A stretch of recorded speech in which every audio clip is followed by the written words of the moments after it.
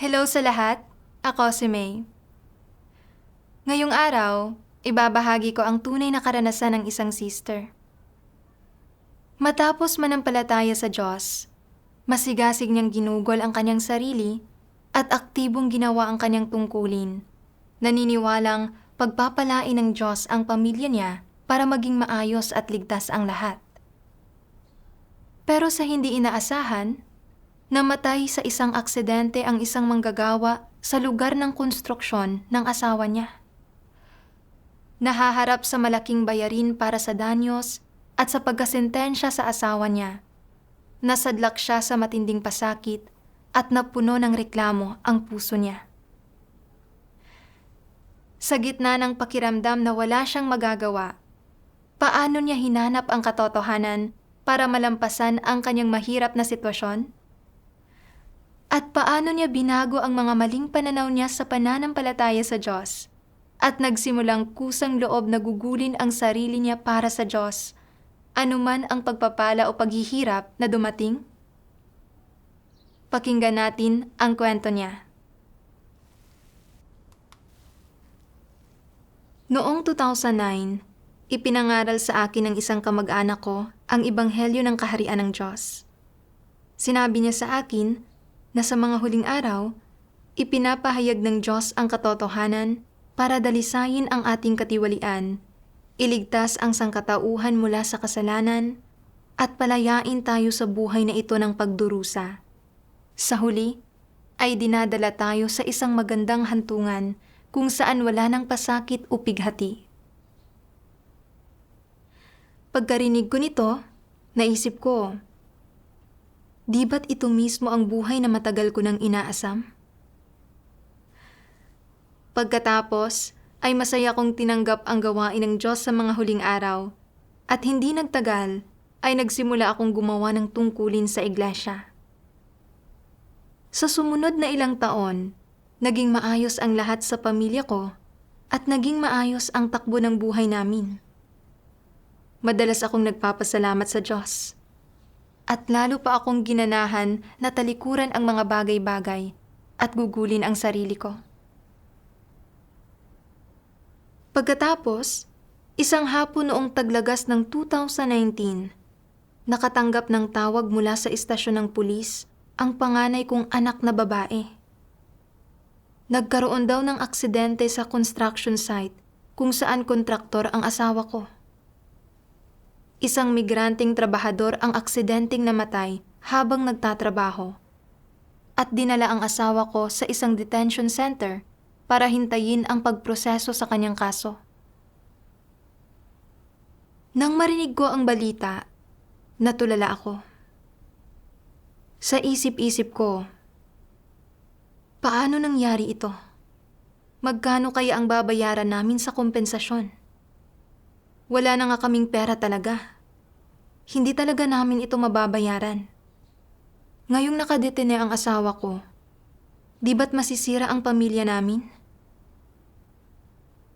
Hindi ko man lang magawang ilarawan ang nararamdaman ko. Nagreklamo ang anak ko. Hindi ba nananampalataya ka sa Diyos?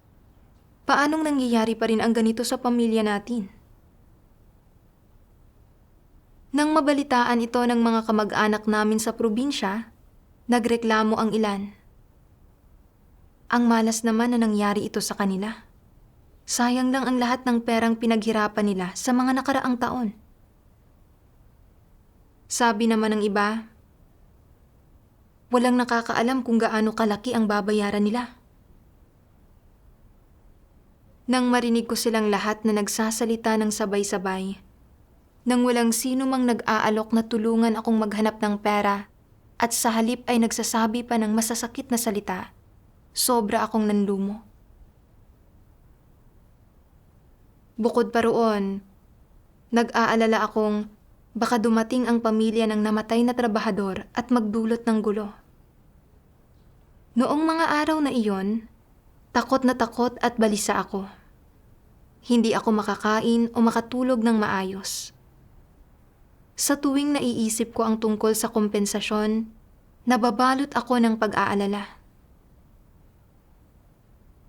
Lahat ng perang pinaghirapan ng asawa ko mula umaga hanggang gabi nitong mga nakaraang taon ay napunta lang sa pagbabayad ng mga utang at pagbili ng mga makinarya at kagamitan. Wala na kaming natirang pera. Kung kailangan naming magbayad ng daan-daang libo bilang kompensasyon, saan ako kukuha ng ganoong kalaking pera? Ang tanging nagawa ko ay ipagkatiwala ang mga paghihirap na ito sa Diyos at manalangin. O Diyos, hindi ko alam ang gagawin sa napakalaking bayarin na ito sa kompensasyon. Hindi ko maaasahan ang mga kamag-anak o kaibigan ko. Ipinagkakatiwala ko ang lahat ng ito sa iyong mga kamay. Pakiusap, tulungan mo akong malampasan ang mahirap na panahong ito. Makalipas ang ilang buwan, pagkatapos ng pamamagitan ng korte, humingi ang kabilang panig ng 280,000 yuan bilang kompensasyon. Sabi ng abogado, kung mababayaran namin ang pera at pipirma ang kabilang panig ng isang diham ng pagpapatawad, hindi makukulong ang asawa ko. Kung hindi kami makapagbabayad, sesentensyahan siya.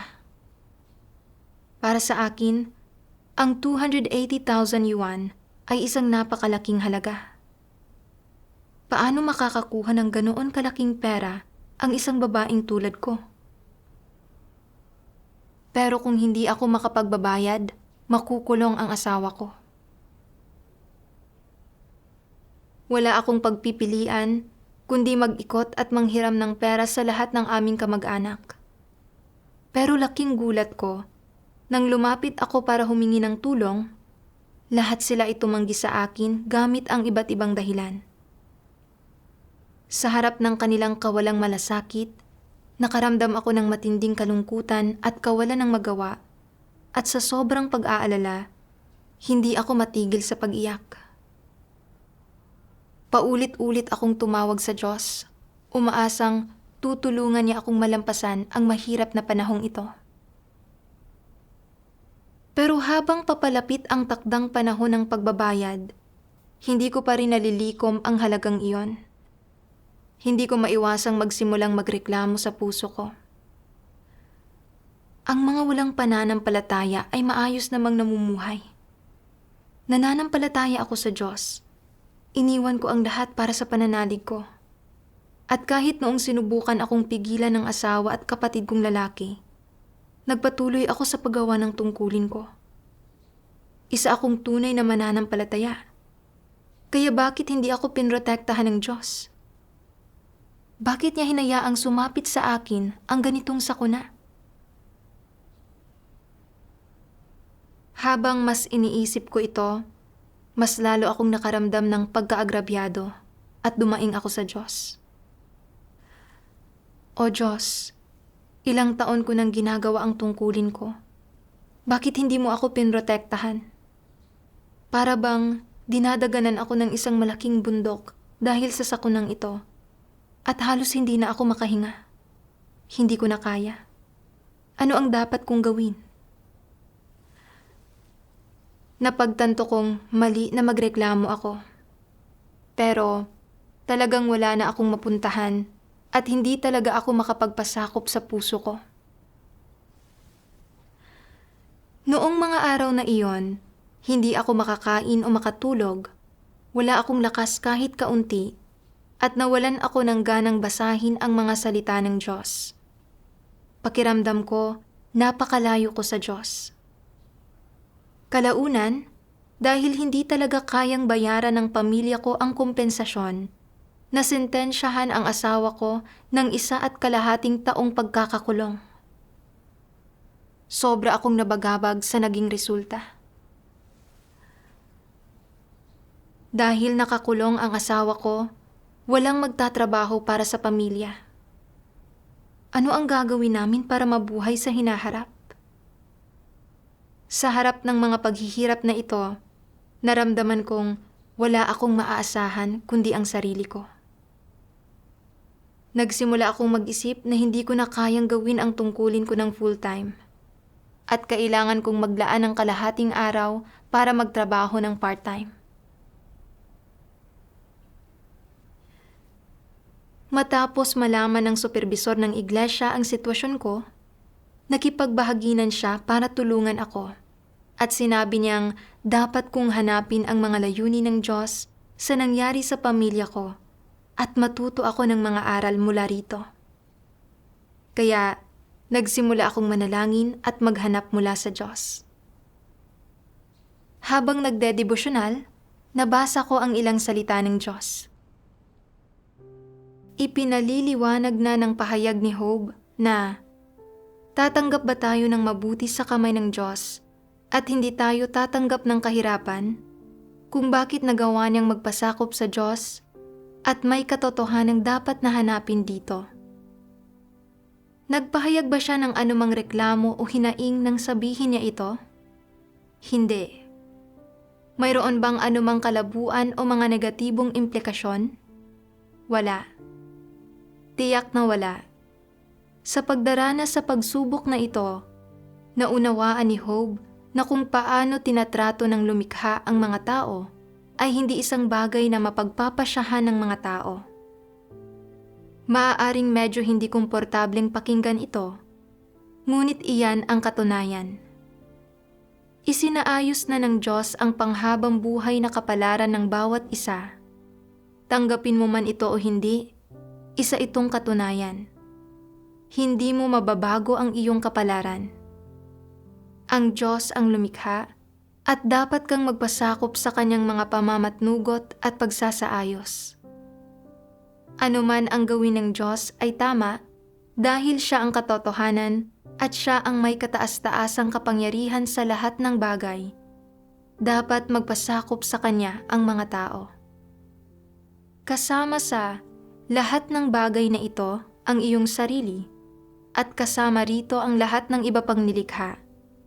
Kung gayon, kaninong kasalanan na palagi mong gustong maging nasa oposisyon? Kasalanan natin mismo. Ito ay isang problema sa mga tao. Palagi mong gustong humanap ng mga dahilan at makakuha ng magagamit laban sa Diyos. Tama ba ito? Palagi mong gustong tumanggap ng mga pagpapala at pakinabang mula sa Diyos. Tama ba ito? Wala sa mga ito ang tama. Ang mga pananaw na ito ay maling kaalaman at pagkaunawa sa Diyos. Dahil mismo sa hindi tama ang pananaw na nagtutulak sa iyong pananampalataya sa Diyos, hindi maiiwasan na lalabanan mo ang Diyos, makikipagtalo at kukontra ka sa Diyos sa tuwing may mangyayari sa iyo. Palagi mong iniisip, mali na gawin ito ng Diyos, hindi ko ito maarok. Ang paggawa niya nito sa ganoong paraan ay hindi naaayon sa mga kuro-kuro ng tao. Hindi gawain ng Diyos ang gawin ito sa ganoong paraan. Hindi mahalaga kung ang ginagawa ng Diyos ay naaayon sa iyong mga kuro-kuro at imahinasyon. Ano man ang gawin ng Diyos, siya pa rin ang Diyos. Kung wala ka ng katwiran at ng pagkaunawang ito, at palagi kang nagsisiyasat at gumagawa ng mga paghihinuha tungkol sa mga bagay na nangyayari sa iyo sa bawat araw, ang tanging kahihinatnan nito ay na makikipagtalo at kukontra ka sa Diyos sa bawat pagkakataon. Hindi ka makakalaya mula sa kalagayang ito.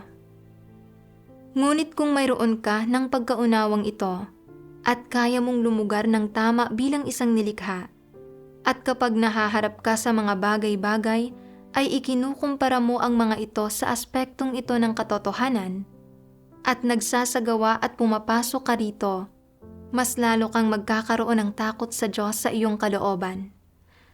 Nang hindi mo namamalayan, mararamdaman mo, lumalabas na hindi mali ang ginagawa ng Diyos. Lahat ng ginagawa ng Diyos ay mabuti. Hindi kailangang siyasatin at suriin ito ng mga tao. Ipapasailalim ko na lang ang aking sarili sa pamamatnugot ng Diyos. At kapag natagpuan mo ang iyong sarili na hindi makapagpasakop sa Diyos o matanggap ang kanyang mga pamamatnugot, makakaramdam ng pagsaway ang iyong puso. Hindi ako naging isang mabuting nilikha. Bakit hindi na lang ako magpasakop? Hindi ko ba pinapalungkot ang lumikha? Habang mas ninanais mong maging isang mabuting nilikha, mas nagiging malinaw at maliwanag sa iyo ang aspektong ito ng katotohanan. Dati, madalas kong basahin ang kwento ni Job, pero tinitingnan ko lang ito bilang isang kwento. Nang pagnilayan ko ito ulit noong araw na iyon, nakita ko kung paanong hindi nagkasala si Job sa kanyang mga labi, kahit na nahaharap sa napakalaking pagsubok. Napuno ako ng paghanga sa kanyang pagpapasakop sa Diyos. Nawala kay Job ang lahat ng kanyang tupa at baka na namumutiktik sa mga burol, ang kanyang napakalaking yaman, at ang lahat ng kanyang mga anak. Nabalot din siya ng masasakit na pigsa, pero hindi siya nagreklamo tungkol sa Diyos. Alam niyang ang Diyos ang lumikha, at anuman ang gawin ng Diyos, dapat magpasakop ang tao. Alam niyang ito ang katwirang dapat taglayin ng isang nilikha, at hindi maaaring maging masaya ang isang tao kapag pinagpapala siya ng Diyos. Pero nagrereklamo kapag may binabawi ang Diyos. Maling posisyon iyon. Iyon ang dahilan kung bakit nasabi ni Job, tatanggap ba tayo ng mabuti sa kamay ng Diyos at hindi tayo tatanggap ng kahirapan? Naniwala si Job na anuman ang ginawa ng Diyos ay mabuti, at kahit hindi niya naiintindihan, kaya pa rin niyang magpasakop. Kung ikukumpara sa mga pagsubok na hinarap ni Job, ano lang ba ang mga naranasan ko? Sa kabila nito, hindi ako nagpakita ng kahit katiting na pagpapasakop. Araw-araw kong ipinapahayag, ang Diyos ang may kataas-taasang kapangyarihan sa lahat ng bagay at namamahala sa lahat ng bagay. Dapat tayong magpasakop sa kanyang kataas-taasang kapangyarihan at mga pagsasaayos. Pero nang mapahamak ang asawa ko, hindi ako makapagpasakop. Paulit-ulit akong gumiit sa Diyos na tulungan akong lutasin ang aking mga agarang paghihirap. Nang hindi tinugunan ng Diyos ang aking mga hinihingi, kinuwestiyon ko pa siya. Tinatanong kung bakit niya hinayaang mangyari sa akin ang isang bagay na tulad niyon. Pakiramdam ko ay pinapahirapan ako ng Diyos na hindi makatwiran ang kanyang ginawa. Naisip ko pang ang talikuran ang tungkulin ko para humanap ng sarili kong paraan. Nakita ko na wala talaga akong pagkaunawa sa kataas-taasang kapangyarihan ng Diyos. At wala akong kahit katiting na may takot sa Diyos na puso. Naisip ko, bago ako manampalataya sa Diyos, may magaganda at mahihirap na panahon ang pamilya ko. Ang mga walang pananampalataya ay nakararanas din minsan ng mga panahon ng ginhawa. Samantalang sa ibang pagkakataon, ay nahaharap sila sa mga natural o gawa ng taong sakuna. Sa realidad, ang kapalaran ng isang tao sa buhay, kabilang na kung gaano karaming paghihirap at pagsubok ang haharapin nila, ay matagal ng paunang inorden ng Diyos. Pero, naniwala ako na ang mga nananampalataya sa Diyos ay dapat magkaroon ng mas magandang buhay kaysa sa mga walang pananampalataya at hindi dapat makaranas ng mga sakuna. Hindi ba't ito ay isang baluktot na pagkaunawa at kawalan ng kaalaman sa kataas-taasang kapangyarihan ng Diyos? Ang Diyos ang lumikha. Siya ang pinaka-nakakaalam sa mga pangangailangan natin at naghahanda siya ng angkop na mga kapaligiran para danasin natin. Ang kataas-taasang kapangyarihan at mga pagsasaayos ng Diyos ang laging nasa likod ng nangyayari sa bawat tao sa kung anong oras. Kahit na hindi umaayon sa ating mga kuro-kuro ang mga bagay-bagay sa panlabas, tiyak na kapakipakinabang ang mga ito sa ating buhay. Dapat akong magpasakop at maghanap sa mga layunin ng Diyos. Pero, bagamat natamasa ko ang napakaraming biyaya at pagpapala ng Diyos, at ang pagdidilig at panustos ng kanyang mga salita, hindi ako nagpakita ng kahit katiting na pasasalamat. Sa sandaling may mangyaring hindi ko gusto, nagreklamo ako ng matindi laban sa Diyos. Nakita ko kung gaano ako kawalang pagkatao. Napuno ako ng pagsisisi at nanalangin ako sa Diyos ng may pagsisisi, handang magpasakop sa kanyang kataas-taasang kapangyarihan at mga pagsasaayos. Pagkatapos, nagnilay-nilay ako sa sarili ko. Bakit ako nagrereklamo sa Diyos sa tuwing may nangyayaring hindi maganda? Pagkatapos, ay nabasa ko ang ilang salita ng Diyos.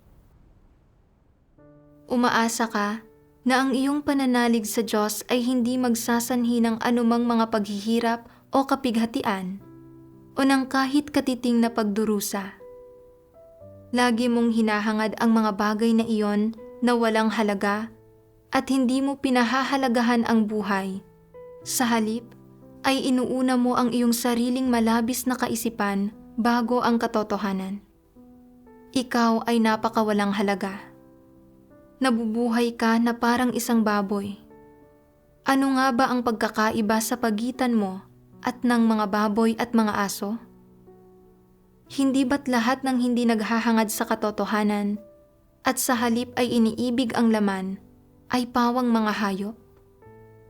Hindi ba't ang mga patay na walang mga espiritu ay mga naglalakad na bangkay? Gaano na karaming salita ang nasambit sa gitna ninyo? Kaunting gawain lamang ba ang nagawa sa gitna ninyo? Gaano na karami ang naipagkaloob ko sa inyo? Kaya bakit hindi mo ito nakamit? Ano ang iyong mairereklamo? Hindi ba't wala kang natamo dahil sa iyong labis na pag-ibig sa laman? At hindi ba't dahil ito sa ang iyong mga kaisipan ay masyadong maluho? Hindi ba't dahil ito sa ikaw ay napakahangal? Kung mabibigo kang makamit ang mga pagpapalang ito, masisisi mo ba ang Diyos sa hindi pagliligtas sa iyo? Ang lahat ng iyong hinahangad ay ang mata mo ang kapayapaan pagkatapos na manampalataya sa Diyos. Ang iyong mga anak ay mailayo sa sakit. Ang iyong asawang lalaki ay magkaroon ng magandang trabaho. Ang iyong anak na lalaki ay magkaroon ng mabuting asawang babae. Ang iyong anak na babae ay makatagpo ng mabuting asawang lalaki. Ang iyong mga baka at mga kabayo ay makapag-araro ng mahusay. Magkaroon ng 1 taon ng magandang panahon para sa iyong mga tanim. Ito ang iyong hinahangad. Ang iyong hinahangad ay para mabuhay lamang ng maginhawa. Walang mga aksidenteng dumating sa iyong pamilya, ang hangin ay lampasan ka lamang, ang iyong mukha ay hindi mabahira ng dumi, ang mga tanim ng iyong pamilya ay hindi bahain, hindi maapektuhan ng anumang sakuna, mabuhay sa yakap ng Diyos, mabuhay sa isang maginhawang tirahan. Ang duwag na kagaya mo, na palaging naghahangad sa laman, mayroon ka bang puso, mayroon ka bang espiritu? Hindi ka ba isang hayop? Ipinagkakaloob ko sa iyo ang tunay na daan nang hindi humihingi ng anumang kapalit. Gayunman, ay hindi ka naghahangad. Isa ka pa rin ba sa mga nananampalataya sa Diyos? Ipinagkakaloob ko ang tunay na buhay ng tao sa iyo. Gayunman ay hindi ka naghahangad. Hindi ba't kauri ka ng mga baboy o aso? Ang mga baboy ay hindi naghahangad ng buhay ng tao. Hindi nila hinahangad na maging malinis at hindi nila nauunawaan kung ano ang buhay. Bawat araw, pagkatapos nilang kumain ng busog, natutulog na sila. Naipagkaloob ko na sa iyo ang tunay na daan. Gayunman ay hindi mo ito nakamtan, wala kang anuman. Handa ka bang magpatuloy sa ganitong buhay ang buhay ng isang baboy? Ano pang silbi na mabuhay ang gayong mga tao? Ang iyong buhay ay kasumpa-sumpa at walang dangal. Nabubuhay ka sa gitna ng karumihan at kahalayan, at hindi mo hinahangad ang anumang layon, kaya hindi ba't ang iyong buhay ang pinakahamak sa lahat? Mayroon ka bang lakas ng loob na humarap sa Diyos? Kung magpapatuloy ka na dumanas sa ganitong paraan, hindi ba't wala kang matatamo? Ang tunay na daan ay naipagkaloob na sa iyo. Ngunit kung makakamit mo ito sa huli o hindi, ay nakasalalay sa iyong sariling paghahangad. Habang pinagninilayan ko ang mga salita ng Diyos, tumagos ang mga ito sa puso ko. Hindi ba't ako mismo ang uri ng taong inilalantad ng Diyos? Isang taong laging naghahanap ng kapayapaan ng laman at walang puso at espiritu? Kaya ako nagsimulang manampalataya sa Diyos ay dahil laging nahaharap sa problema ang pamilya ko at gusto ko lang makahanap ng masasandalan. Nang marinig kong kaya ng Diyos na magligtas ng mga tao at magkaloob ng kapayapaan at mga pagpapala, itinuring ko ang Diyos bilang aking dakilang tagapagligtas.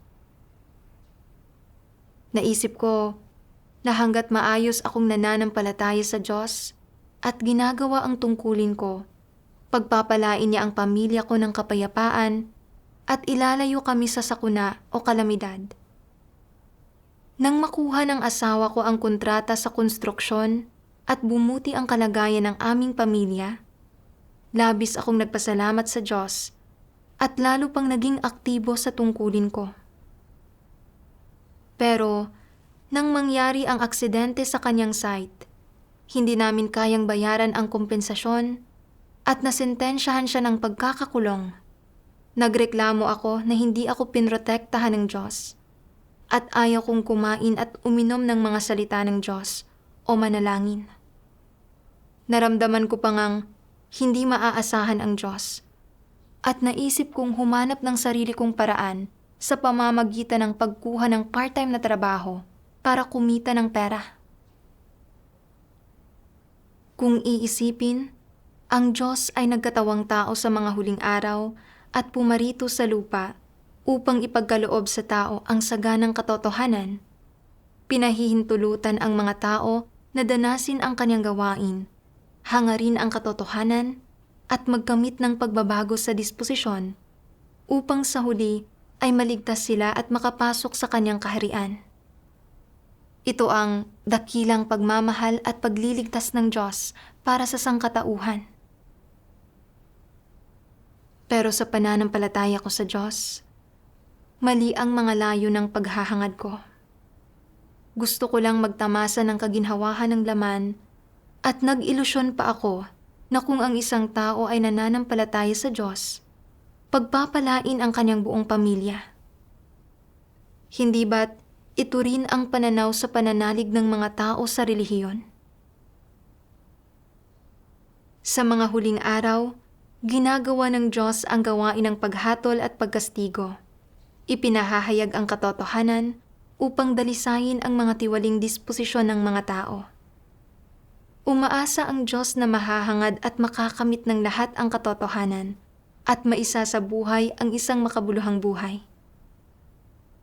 Pero, palagi ko lang hinahangad ang biyaya at mga pagpapala. Hinahanap ang makalamang kaginhawahan na tulad ng isang hayop. Ito ang pinakakahabag-habag at walang kwentang uri ng buhay. Kung magpapatuloy ako sa paghahangad sa ganitong paraan, mabibigo akong makamit ang katotohanan at hindi magkakamit ng pagbabago sa aking disposisyon. Hindi ba't sa huli ay wala akong makakamit? Walang mga resulta? Sa huli, ititiwalag pa rin ako ng Diyos. Nakita ko kung gaano ako kahangal at kamangmang. Kalaunan, nabasa ko ang isa pang sipi ng mga salita ng Diyos at nagkamit ako ng kaunting pagkaunawa sa sarili kong kalikasan. Sabi ng makapangyarihang Diyos. Isa sa mga pangunahing intensyon at saloobin ng mga Antikristo sa kanilang tungkulin ay ang gamitin ito bilang isang pagkakataon para makipagtransaksyon sa Diyos at para makamit ang mga pakinabang na nais nila. Naniniwala rin sila kapag tinatalikuran ng mga tao ang kanilang mga pamilya at tinatalikuran ang kanilang mga makamundong kinabukasan para gawin ang kanilang tungkulin sa sambahayan ng Diyos, hindi na kailangang ipaliwanag na dapat may makamit sila, may makuhang kapalit. Ito lang ang patas at makatwiran. Kung ginagawa mo ang tungkulin mo at wala kang natatanggap, kahit pa nakakatanggap ka ng ilang katotohanan, hindi sulit ito. Ang pagbabago sa disposisyon ay hindi rin ganoon kakongkretong pakinabang. Kahit na nakatanggap ka ng kaligtasan, walang makakakita nito. Nagbubulag-bulagan ang mga hindi mananampalatayang ito sa anumang hinihingi ng Diyos sa sangkatauhan. Hindi nila ito kinikilala o pinaniniwalaan at mayroon silang saloobin ng pagtatwa. Batay sa mga saloobin at intensyon ng mga Antikristo sa pagtrato nila sa kanilang tungkulin, malinaw na hindi sila mga taong naghahangad sa katotohanan, kundi mga hindi mananampalataya at mga oportunista. Sila ay kay Satanas. Narinig na ba ninyo na kaya ni Satanas na tapat na gumawa ng tungkulin? Hindi. Kung kaya ni Satanas na gawin ang tungkulin nito sa harap ng Diyos, dapat na nakapaloob sa mga panipi ang tungkuling ito dahil ginagawa ito ni Satanas ng pasibo at sapilitan lamang. Si Satanas ay pinapakilos ng Diyos at ginagamit ito ng Diyos. Kaya, dahil sa kanilang antikristong diwa at dahil hindi nila mahal ang katotohanan, dahil tutol sila sa katotohanan, at higit pa rito, dahil sa kanilang buktot na kalikasan, hindi kayang gawin ng mga Antikristo ang kanilang mga tungkulin bilang mga nilikha ng walang kondisyon o walang kabayaran, at hindi rin nila kayang hangarin o kamtin ang katotohanan habang ginagawa ang kanilang mga tungkulin o gawin ang mga ito ayon sa mga hinihingi ng mga salita ng Diyos. Inilalantad ng Diyos na ang mga Antikristo ay may makasarili at kasuklam-suklam na kalikasan at tutol sa katotohanan. Sa paggawa ng kanilang tungkulin, sinusubukan lang nilang makipagtawaran sa Diyos. Naniniwala sila na dahil nagbayad sila ng halaga sa pamamagitan ng pagtalikod sa mga bagay-bagay at paggugol ng kanilang sarili sa kanilang tungkulin, dapat magkaloob sa kanila ang Diyos ng biyaya at mga pagpapala kapag hinihingi nila, at na ito lamang ang patas at makatwirang paraan. Kung hindi, hindi magiging matuwid ang Diyos. Ang kalikasang diwa ko ay kasimpangit at kasimbuktot ng sa isang Antikristo. Sa lahat ng taon na iyon, nagawa kong magpatuloy sa aking tungkulin sa kabila ng paghadlang ng aking asawa at panunuya ng aking mga kamag-anak para lang makatanggap ng mas malalaking pagpapala mula sa Diyos. Palagi akong naniniwala na kung gugugulin ko ang sarili ko para sa Diyos at gagawin ang aking tungkulin, pagpapalain at poprotektahan niya ako. Bibigyan ako ng buhay na walang alalahanin, isang buhay na payapa kung saan maayos ang lahat. Hindi ko kailanman inakala na magkakaroon ng aksidente sa construction site ng asawa ko at na masintensyahan siya ng pagkakakulong dahil hindi namin kayang bayaran ang kompensasyon. Hindi ko ito makayanan, kaya ginamit ko ang sarili kong pagtalikod at mga paggugol bilang alas para makipagtalo sa Diyos. Kinukwestiyon kung bakit hindi niya ako pinrotektahan at kung bakit niya hinayaang sumapit sa akin ang ganoong kalaking sakuna. Namumuhay ako ayon sa mga satanikong batas ng pananatiling buhay tulad ng Huwag kumilos kung walang gantimpala. Ipaglaban ang bawat pulgada ng lupa at ang bawat tao para sa kanyang sarili at bahala na ang iba. Kahit sino pa ang nakakasalamuha ko, kung nagbayad ako ng halaga, umaasa akong may kapalit. Matapos akong magsimulang manampalataya sa Diyos, natural na sinubukan ko ring makipagtawaran sa Kanya. Naniwala ako na hanggat nagdurusa ako at ginugugol ang sarili ko para sa Diyos, dapat niya akong pagpalain. Kung hindi, hindi siya matuwid. Ang isang tunay na mananampalataya ay gumagawa ng kanyang tungkulin nang hindi nakikipagtawaran o humihingi ng anuman. Katulad lang ni Noe, na ibinigay ang lahat para itayo ang arka, nagtiyaga sa loob ng 120 taon, araw-araw. Nagdusa siya at nagbayad ng halaga para lamang makumpleto ang atas ng Diyos. Hindi kailanman isinasaalang-alang ang kanyang mga personal na pakinabang o kawalan. Pero mula simula hanggang katapusan, ang pananampalataya ko sa Diyos ay tungkol lang sa paggamit sa Kanya para makamit ang sarili kong layon na mapagpala.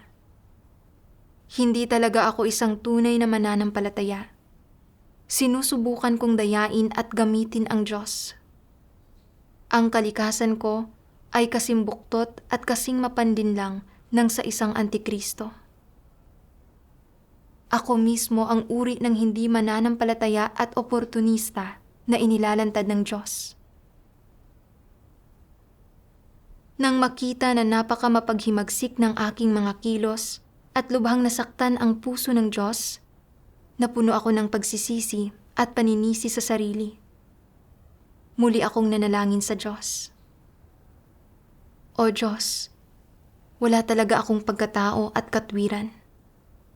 Ang pananampalataya ko sa iyo at ang paggampan ko ng aking tungkulin ay pawang mga pagtatangka na makipagtawaran at manlinlang sa iyo.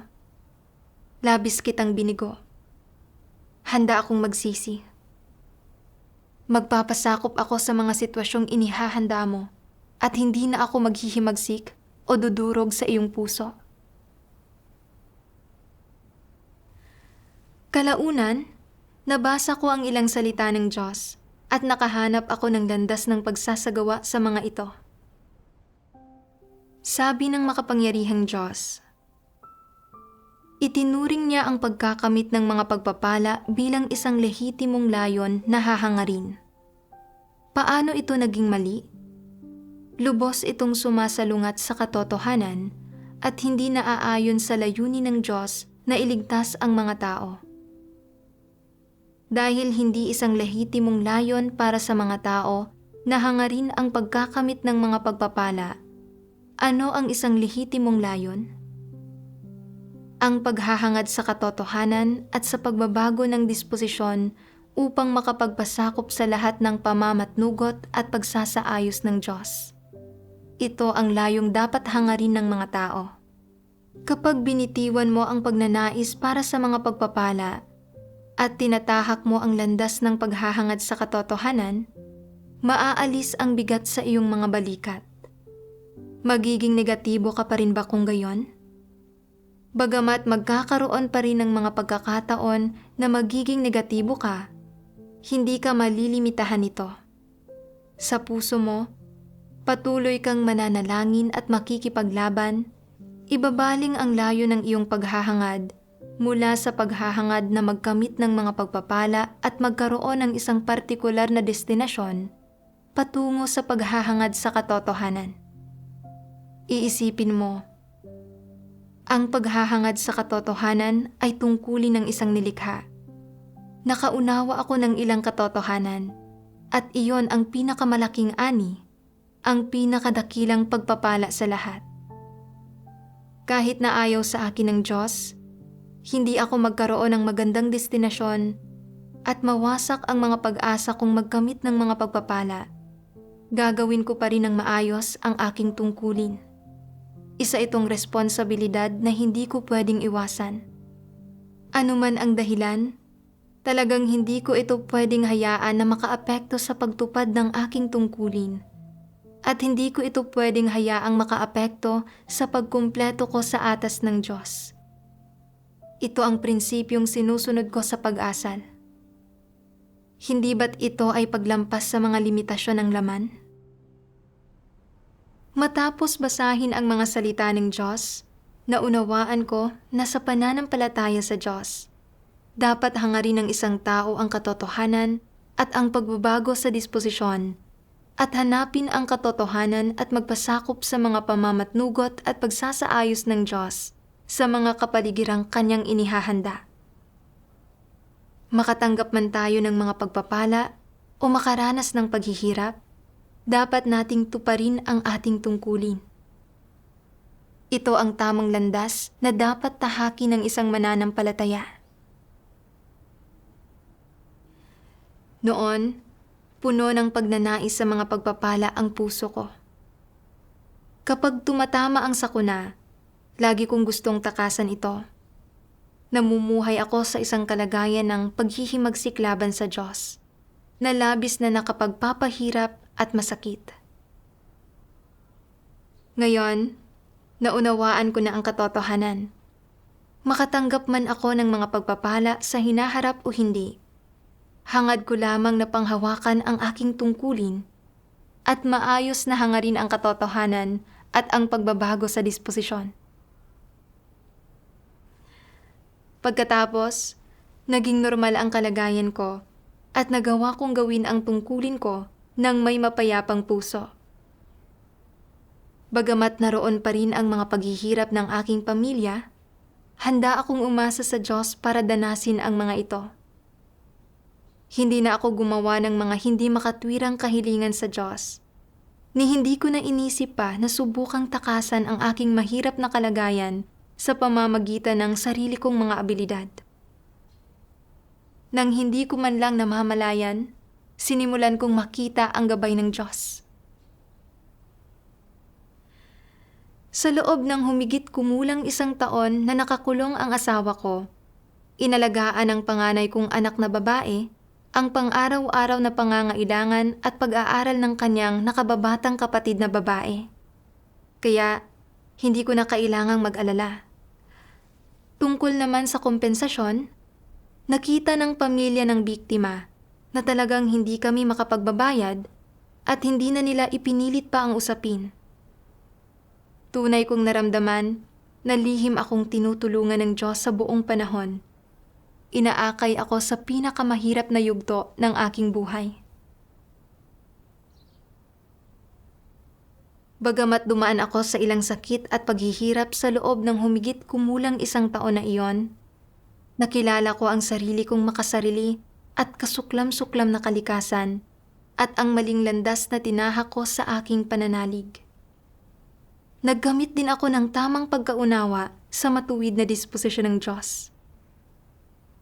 Nakita ko na ang lahat ng pinamamatnugutan at isinasaayos ng Diyos ay mabuti at kapakipakinabang sa aking buhay.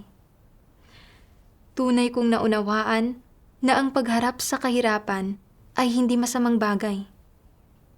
Anuman ang paghihirap na iyong maranasan, kung mauunawaan mo ang katotohanan at lalago ang iyong buhay, iyon ay pagtanggap ng pagpapala ng Diyos. Salamat sa Diyos.